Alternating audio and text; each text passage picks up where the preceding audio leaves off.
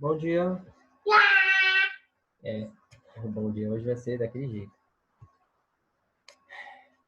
E aí, galera?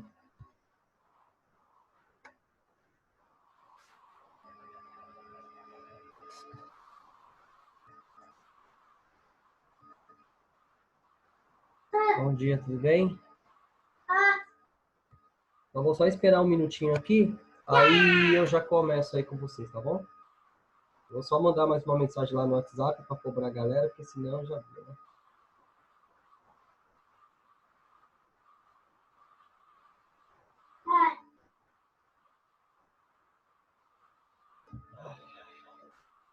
E aí, gente, tá todo mundo me ouvindo? Tá dando para ouvir? Dá sinal de vida aí.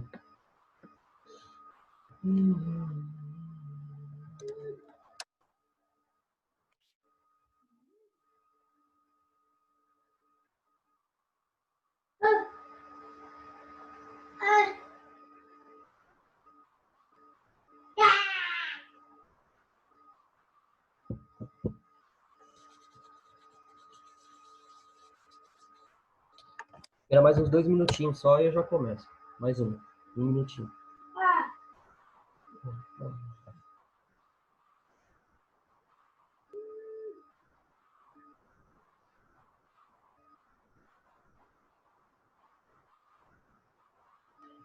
Ai, ai.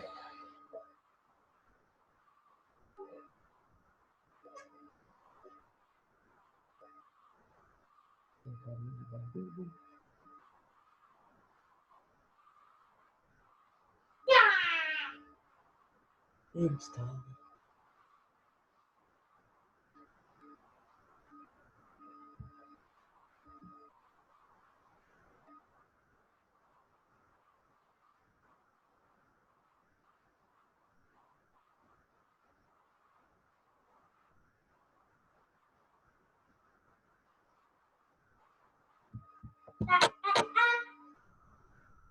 Então, bem, gente, ó, eu vou começar aqui, né? Vou começar a dar uma introduçãozinha aqui por conta do tempo, né, que nós temos.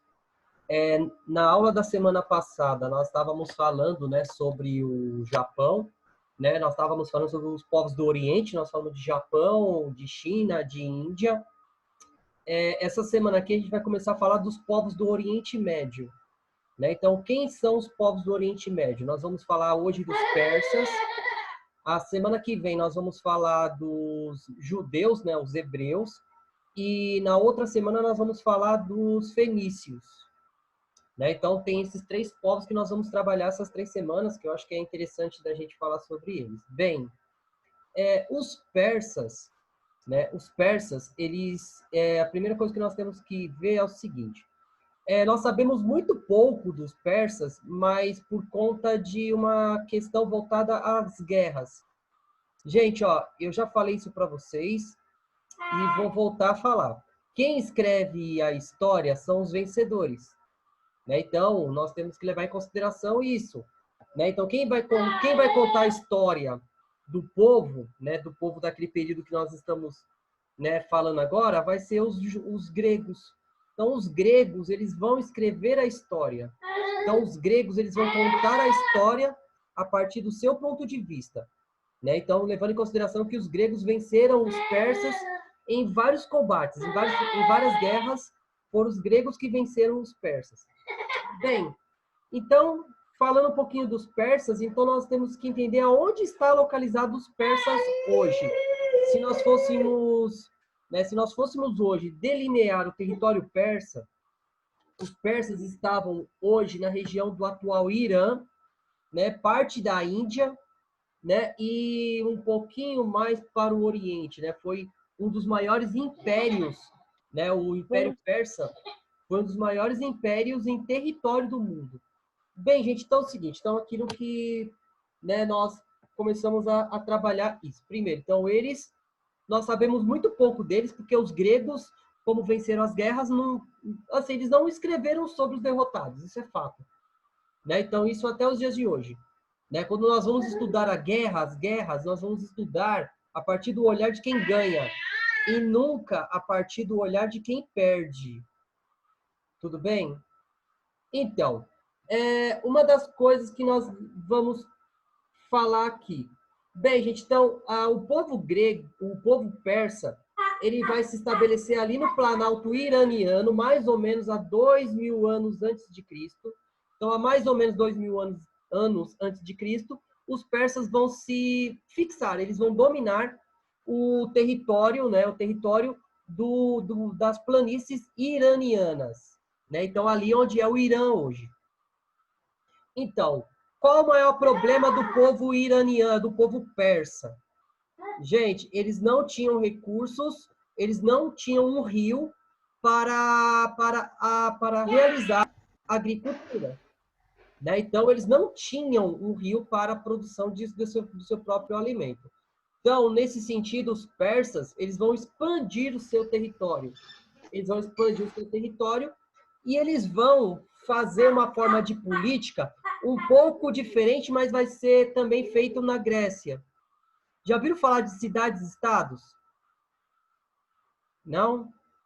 Já? Já. O que são cidades? Não, professor, Não? eu nunca ouvi falar. Então, o que são cidades-estados? É o seguinte, os persas eles vão conquistar um povo, e quando ele conquista um povo, aquele povo ele vai poder continuar a ter a sua cultura, a sua religião, a sua língua, só que eles vão ter que pagar imposto para os persas, né? Então, ele vai fazer parte do império, eles vão ter uma liberdade, né? Eles serão livres, só que eles terão que pagar imposto. E esses impostos são comida, metais, homens para o exército, e dentro desse modelo aí, eles vão manter né, essa liberdade não tão direta, né? Eles vão fazer parte do império. Bem, gente, então assim, uma outra coisa também importante aí, o modelo político dele, ele era composto por um monarca absoluto, né, no modelo teocrático. Então, a gente já falou em teocracia, né? Então, teocracia, acho que a maioria de vocês já sabe. Como a gente tinha falado a semana passada, né? Então, Semana retrasada. teocracia a gente vem Que falando é desde o Egito, sobre. né? A gente vem falando desde o Egito. Teocracia é o seguinte, é quando o rei, ele é um Deus. representante dos deuses na terra, né? Diferentemente do Egito, que o faraó era o deus, né? O faraó, ele era o deus Ra. No Império Persa, não. No Império Persa, ele era um representante dos deuses. Ele não era Deus, ele era um representante. Mas tinha esse caráter teocrático. Tel vem de Deus, né? No grego, tel é Deus. Cracia, governo. Então, teocracia, governo, né, religioso. Os poderes vêm da religião. Tudo bem até aí? Tudo bem, gente? Bem, então vamos falar um pouquinho aqui do primeiro imperador, né, persa. O primeiro imperador, eu acho que é um dos mais assim, emblemáticos, é o Ciro I. Né? O Ciro I, ele vai dominar ali, ele vai tomar o poder por volta do ano 558 a.C. até 528 a.C. O que o Ciro tem de tão importante? Bem, o Ciro, ele vai invadir a Babilônia, ele vai invadir a Fenícia, ele vai invadir a Palestina. Por que o Ciro ele é tão importante, né? Gente, o Ciro ele é citado até na Bíblia, né? Ele é citado, ele é falado na Bíblia, o Ciro I. O porquê que ele é falado? Porque os judeus, os hebreus, eles estavam sendo dominados pelo povo da Babilônia. Então, quando o Ciro ele domina a Palestina e o Oriente Médio, a Babilônia, ele vai dizer o seguinte: ó, judeu, você vai poder cultuar os seus deuses, você vai poder continuar fazendo as suas coisas do seu dia a dia, só que você só vai ter que me pagar imposto. Tudo bem? Tudo bem, gente? Então, o Ciro ele tem essa visão aí do quê? De expandir o seu território e conquistar os outros povos e dizer e pregar essa liberdade, né? Então, assim, bem, então eles vão, né, expandir seu território, tanto é que ele vai ser tão importante para os judeus, porque ele vai ajudar os judeus a reconstruir o templo de Jerusalém. Né? Então, o templo sagrado dos judeus, ele foi destruído pela primeira vez, ele foi reconstruído pelo Ciro. O Ciro vai ajudar os judeus a reconstruir o templo. Depois ele vai ser destruído pela segunda vez, aí vai ser reconstruído pelo Salomão, e depois vai ser destruído pelos romanos, e até hoje não foi reconstruído. Tudo bem até aí? Tudo bem? Então, o Ciro ele vai instalar a política que é chamado de cambises. Então, o que são os cambises? Né? São os líderes locais. Então, quando os persas invadiram um território, ele vai chamar aquele território de satápria. Né? As satáprias era o nome dado àquelas províncias. Então, quem vai governar essas satáprias era ou satapra ou o cambises, que é o líder local. Então, ele vai instaurar esse sistema, né, esse sistema de política um pouco mais descentralizada. Isso é muito proveitoso. Por que isso é muito proveitoso, né, gente? Porque é o seguinte, os povos conquistados não vão se rebelar contra o Ciro. Eles não vão se rebelar. Né? Eles não vão se revoltar. Porque pensa bem, eu posso continuar cultuando os meus deuses. Eu posso continuar usando a minha língua. Então, gente, ó, hoje é algo que nós consideramos negativos. Naquele período, não. Naquele período era aceitável. Eu estou mantendo a minha vida normal. Né? Eu estou mantendo a minha vida normal, só que eu tenho que pagar imposto, só isso. Ah, até aí tudo bem, né? Então, é isso que eu quero que vocês entendam. Né? Então, os reis persas vão nomear pessoas do seu próprio, né? Vão nomear líderes locais. Só que esses líderes locais, eles serão fiscalizados por comandantes militares, né, da confiança do rei persa. Porque se eles fizessem qualquer coisa errada, eles seriam, né, punidos, eles perderiam o poder. Tudo bem até aí sobre o Ciro? Hein, gente? O Ciro, tudo bem? O outro imperador que nós vamos estudar aqui um pouquinho, que é bem interessante, é o Dario I. Né? O Dario I, ele entra para a história como o imperador que ele perdeu a guerra de Maratona. Já ouviram falar dessa palavra maratona? Maratona, aquela prova professor, de maratona de atletismo de aquática, 40 km. maratona. Eu pensei em esporte quando É na maratona, né? maratona. Então, a origem da prova maratona, ela é desse período aí. Né? O porquê?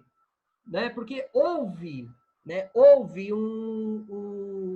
como posso falar? Houve um certo engano. Bem, então, os gregos, eles eram muito próximos dos persas.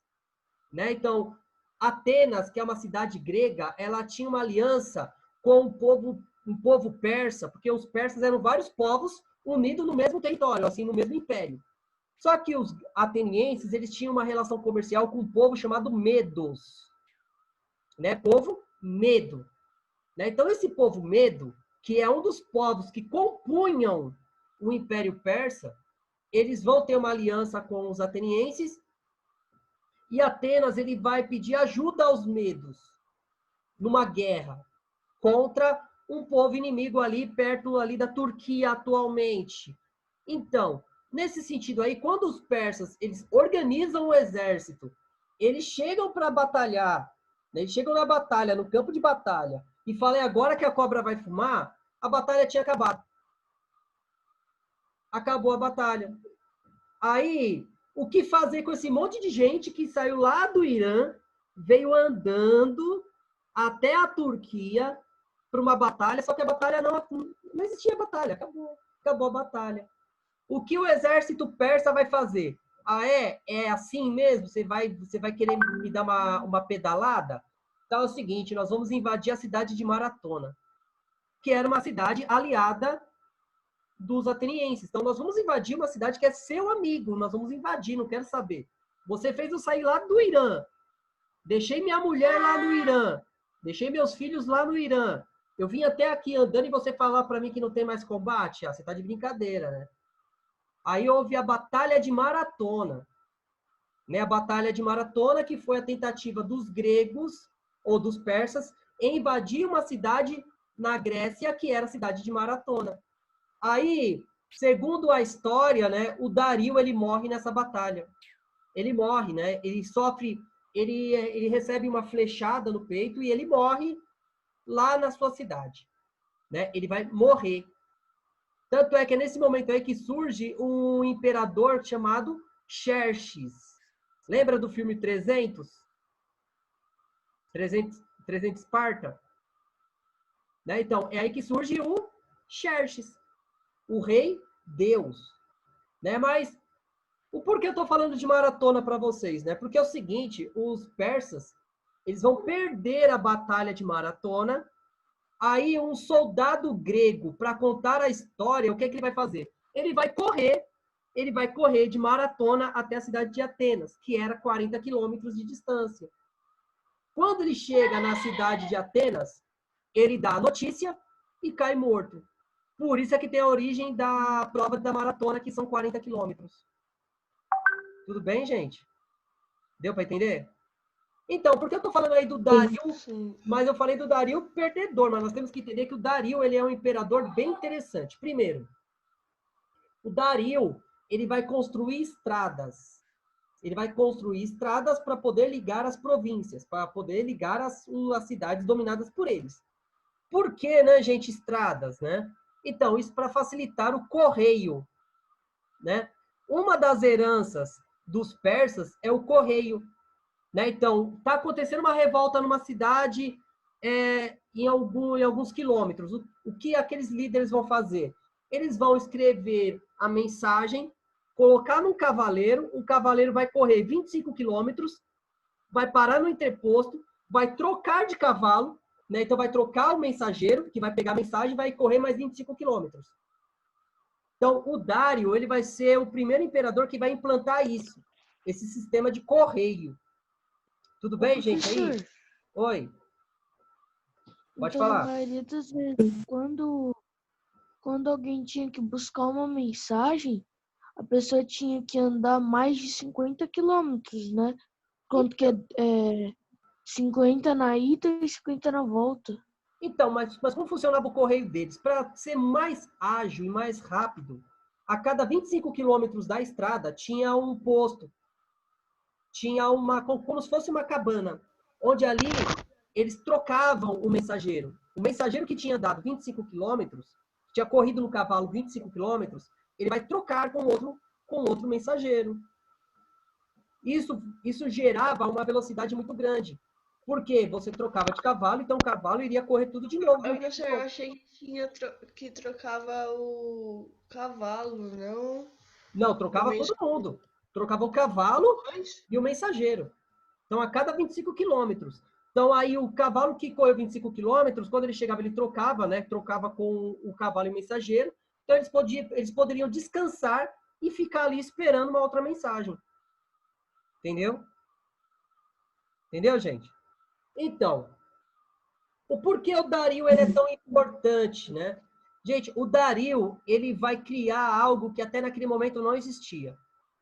Ele vai criar uma moeda única, né? Ele vai cunhar uma moeda, a gente já falou que é cunhar moeda, né? Então ele vai produzir moedas que vai ser usada em todo o império. Essa moeda é chamado de dárico, em homenagem ao rei Dario.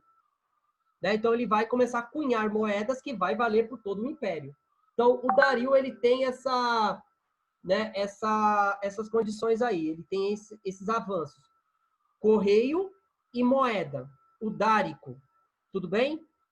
Bem, gente? Professor, Oi, fala, Augusto.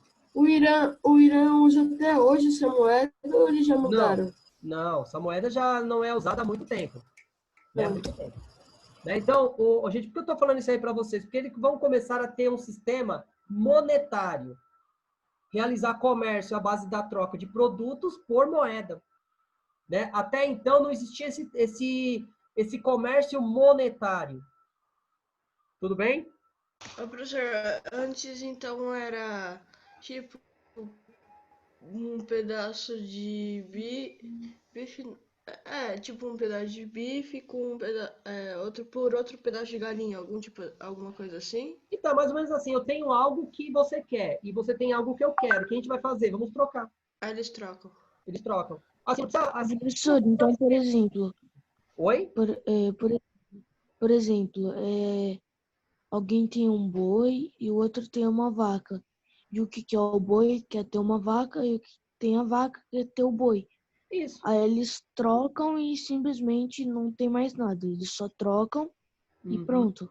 Isso, porque aí fica mais simples, né, do que você pensar hoje, né? Então, eu quero comprar algo, eu preciso ter dinheiro. Se eu chegar no... eu tenho muito gibi. E eu tenho muito gibi aqui em casa. Então, se eu quiser comprar um celular, eu não posso pegar os meus gibis e entregar na loja. Não, tem que ter dinheiro. Eu posso vender o meu gibi por dinheiro para comprar um celular. Mas agora, trocar o meu gibi pelo celular, eu não posso. Mas naquele período eles tinham como fazer.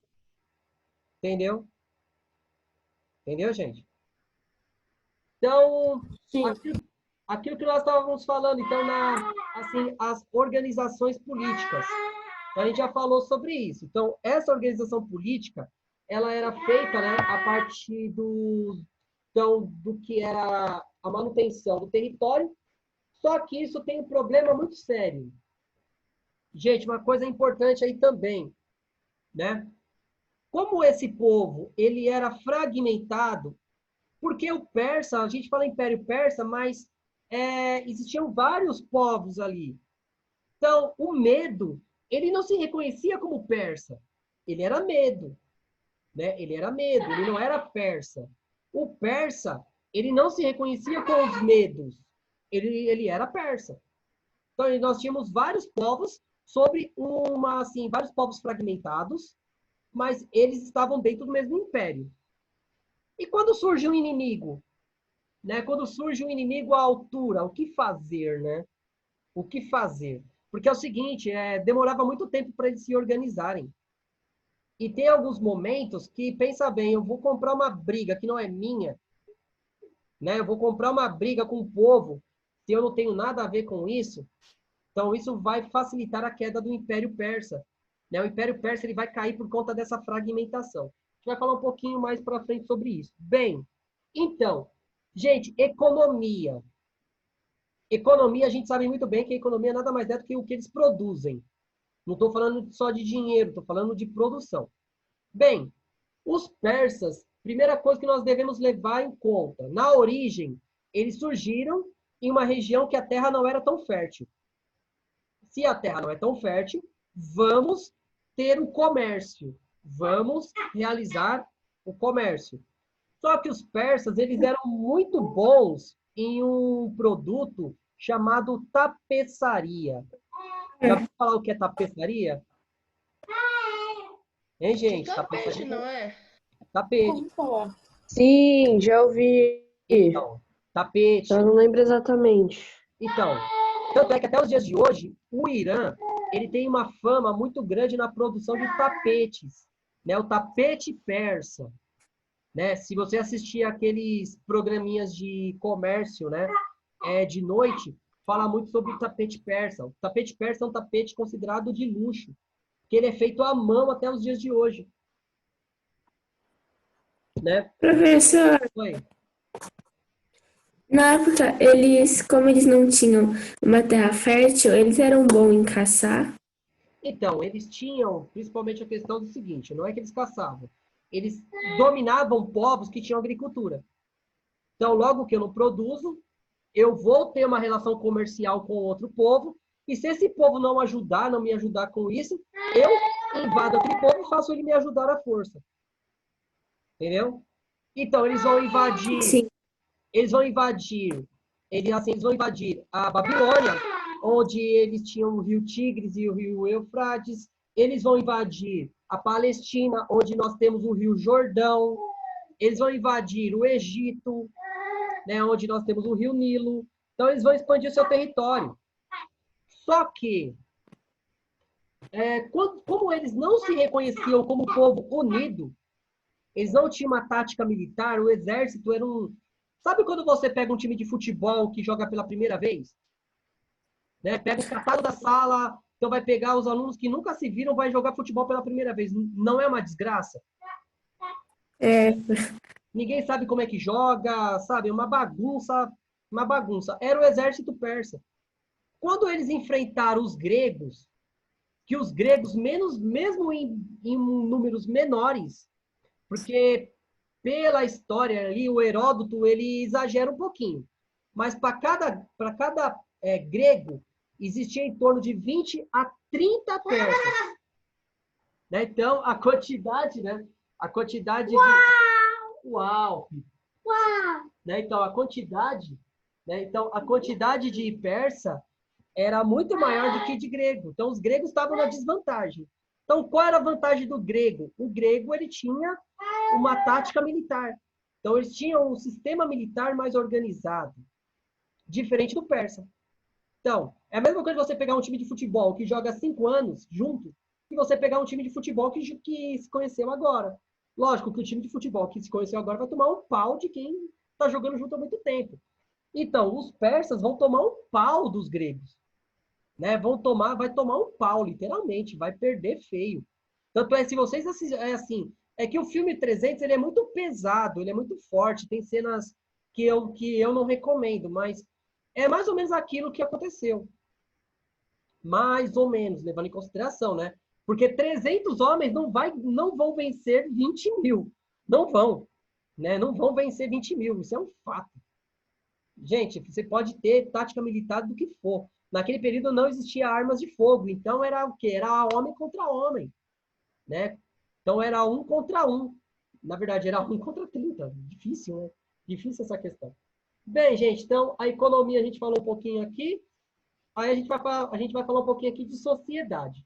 Bem, uma coisa que nós também temos que levar em consideração, né? A sociedade grega, ou a sociedade persa, desculpa, estou falando tanto dos gregos que eu esqueci dos persas. Bem, então, a sociedade persa, ela era uma sociedade estamental. A gente já falou também sobre isso, né? Uma sociedade estamental é uma sociedade que não tem ascensão social.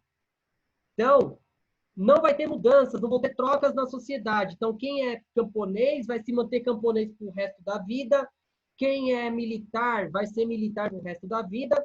E assim sucessivamente. Ô, professor, você tinha falado que a pessoa também não vai poder subir de categoria de vida, né? Vai ter que ser a mesma profissão para sempre. Se o pai dela foi uma coisa, ela tem que ser essa coisa também, né? Exatamente isso.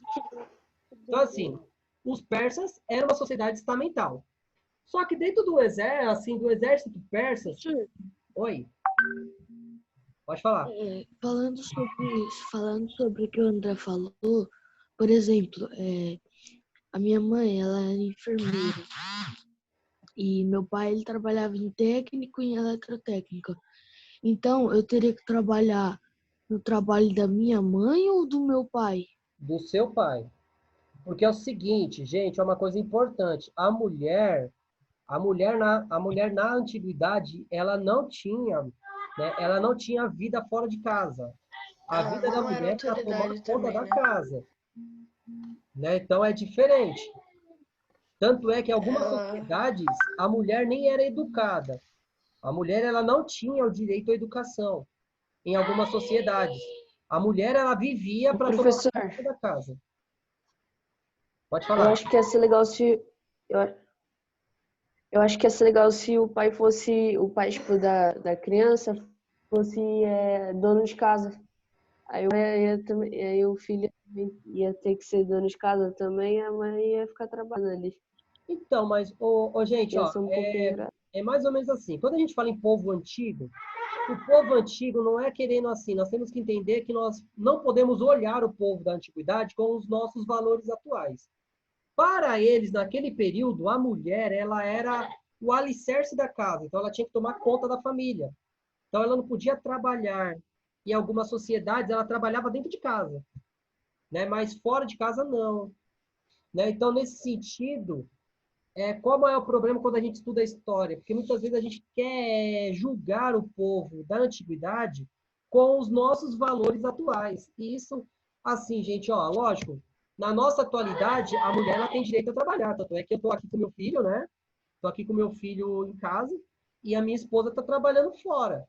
Que nem se fosse na antiguidade, isso não poderia acontecer, né? Tanto é que na antiguidade, assim, a escola era só para meninos, né? E a mulher, ela tinha a vida voltada ao quê? À educação doméstica, a fazer roupa, a cozinhar, limpar a casa, a cuidar das crianças e por aí vai, né? Isso, né? O único povo da antiguidade que não tem essa prática, que nós vamos estudar um pouquinho mais para frente, são os persas, são os espartanos, né? Os espartanos, eles vão educar a mulher para ser também uma guerreira, né? Tanto é que os espartanos, quando o homem ia para a guerra, quem administrava a cidade eram as mulheres, né? Os espartanos eram muito mais avançados em comparação ao povo ateniense, nesse sentido. Tudo bem, gente? Então, gente, a gente vai falar um pouquinho aqui da religião. Tá muito, né, tá muito legal, mas a gente tem que falar um pouquinho aqui da religião persa.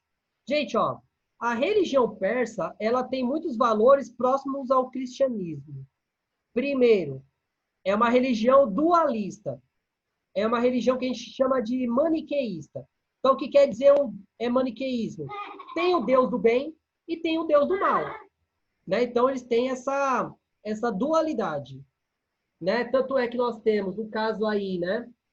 Nós temos o Deus do Arimã e o Mazada, Mazada, que são as duas dualidades. E segundo o povo, segundo a religião persa, pode falar, Augusto.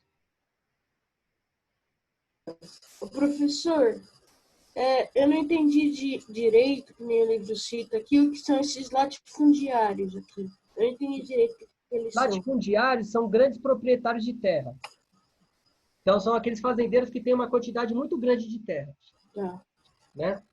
Então, então, essa questão aí, né, da religião deles, eles têm uma visão do seguinte: em algum momento da história, o Deus do bem, ele vai vencer o Deus do mal e vai acabar com os problemas da sociedade.